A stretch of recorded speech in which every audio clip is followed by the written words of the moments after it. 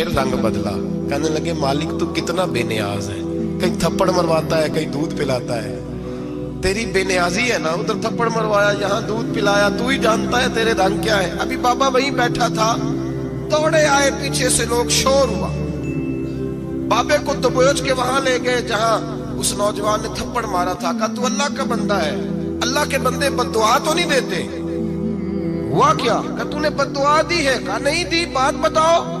कहने लगे उसने तुझे थप्पड़ मारा, छत पे चढ़ा है, पैर फिसला है, गर्दन के बल गिरा है, मनका टूट गया, मर गया है, तूने बद्दुआ दी है।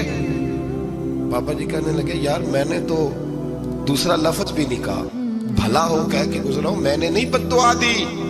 कहा तूने दी है तभी तो मर गया। कहा नहीं दी। कहा बाबा तू बुजुर्ग आदमी है, सच बोल। तो बाबा जी कहने लगे सच सुनो। फिर मैं आ रहा था, मेरे पैरों से मिट्टी उड़ी, इसके यार के कपड़ों पे पड़ी, इसे बुरा लगा, इसने मुझे मारा। जब इसने मुझे मारा तो मैं कोई लवारस तो नहीं था, जब इसने मुझे मारा तो मैं कोई लवारस तो नहीं था, मुझे दुश्मनों न छेड़ो, मेरा है कोई जहां में, मैं अभी पुकार लूंगा, नहीं दूर है मदीना। इसने मुझे मारा तो मैं कोई लवारस था कि मेरा बदला कोई ना लेता, इसने मुझे मारा है तो मेरे यार को बुरा लगा तो उसने इसे मार दिया है, मेरी तो गलती कोई नहीं, यारों यारों का झगड़ा है।